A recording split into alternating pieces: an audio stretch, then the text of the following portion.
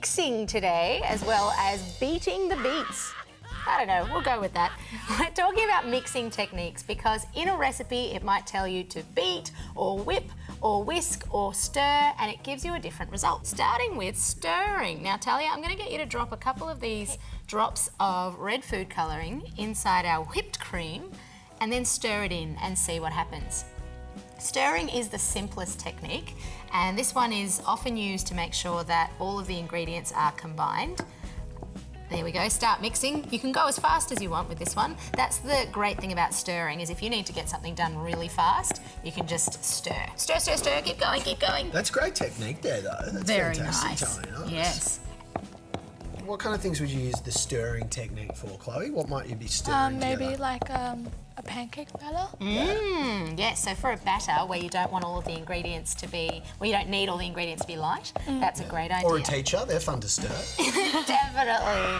I know how much you enjoy stirring me.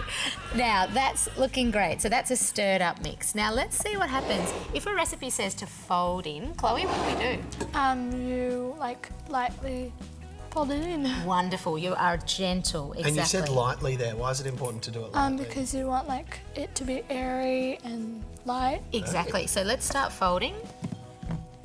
And so, for example, if you've got a mousse recipe, or even if you've got, let's say, a fluffy hotcake batter, you would fold those egg whites or the whipped cream through that mix very, very gently. I love the way that you're using that motion of the up and around.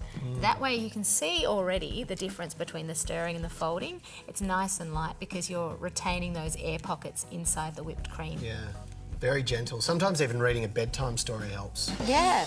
Yeah, maybe one about kayaking or something like that would be nice. So let's have a look at them together. And you can see that the stirred in mix looks a little bit lumpier, a little bit thicker and denser, whereas this one is still nice and light and fluffy. So when your recipe says fold, don't stir, right? Yep. Okay, now let's pop it over to the back. And we're going to get to whisking. Now, whisking by hand is a really quick way of whipping up egg whites, for example. And we're using a balloon whisk. Why, Talia? Because it lets more like air in instead of the thin ones. Exactly, that's right. So a nice round shape. And you start it off with a nice brisk wrist motion like this, side to side. And you can see already those little pockets of air, the bubbles, starting to form. Who wants to have a whisk? There you go, have a whisk in there, Talia. Nice and quick. Great job. Great action there. Very good. I bet you two did lots of cooking. Yeah. What sort of stuff are you baking? I bake meringues a lot because they're pretty easy and they're really yummy. Chloe, have a go. And when you're baking meringues, do you use a stand mixer or do you use a hand mixer? I use a hand mixer. Really? Wow, so a balloon whisk like this, that can take quite a while. It kind of is better because you can do it your own way while this is like programmed to do it a certain way. Yes. So you can make it how you like. And you can often over whip if you use the stand mixer. That's lovely. So you've already got something forming. So you can already see the soft peaks happening. So if we kept that going, you'd get all the way to what? Fluffy and nice. And stiff peaks, yeah, absolutely. Now we've got some butter and flour. One of the ways that we are told to incorporate butter and flour together is called rubbing in. Now what does rubbing in do? What do we do there? I think doesn't it dissolve the flour?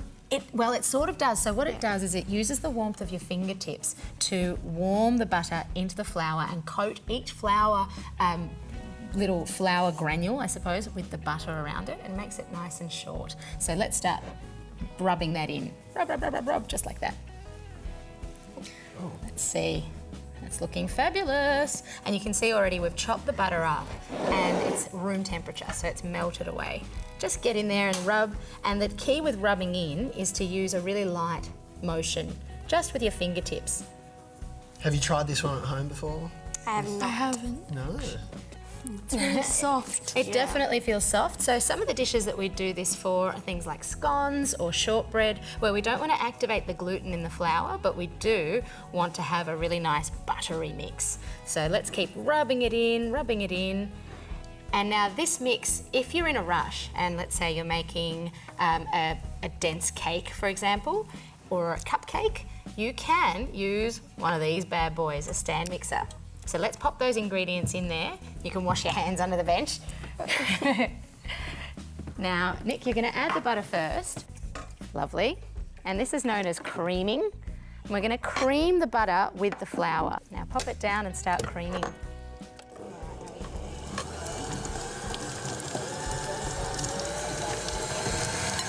Okay, that looks like it's ready to pop some flour, but we turn it off obviously when we do that. And as we always say, when there are appliances going on, get a grown-up to help out. Okay, lift that up and let's pour it all in. That's lovely. So again, if you're in a rush or you're making a cake, this is a great method. Now what you're doing here is you're creaming the butter and the flour, and it's going to make a nice fluffy, creamy mix, rich, dense and incorporated. Whoop. And you want to do this on a slow setting so that the flour doesn't go everywhere. Problem is your fingers are a bit slippery with the butter, so you kind of just... Very true. So nice and slowly incorporating. What sort of recipes, Talia, do you think we'd use that for? Scones. Scones? Maybe we'd use the rubbing in. Yeah. What about a cake, Chloe? Maybe a pound cake? Yes, a pound cake. Lovely. And What's a pound cake? Is that full of money or...? Chloe, have you made pound cakes before? No, but I know about them and I've heard of them. Yeah, well, the reason they're called pound cakes is because they've got a pound of everything. Pound milk, pound flour, pound butter, pound cake. Okay, now we're going to get to kneading. Now, this one's a biggie. You can use a stand mixer to combine the dough, but using your hands for kneading is critical because you want to activate the gluten. And it's just about hand power. So, you know what? Why don't we go half and half? This is something you can do with a friend. Start kneading.